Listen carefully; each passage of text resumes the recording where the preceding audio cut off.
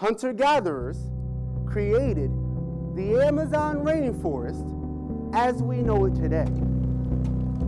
And this wasn't uncommon. Humans, hunter-gatherers, are what we would call ecosystem engineers. An ecosystem engineer is an organism that significantly modifies its own environment. Hunter-gatherers, believe it or not, thousands of years ago performed brain surgery, amputations. I mean, they were building structures from mammoth tusk. We didn't simply just survive, no. We thrived in rhythm with our biology. Some of us still do to this day.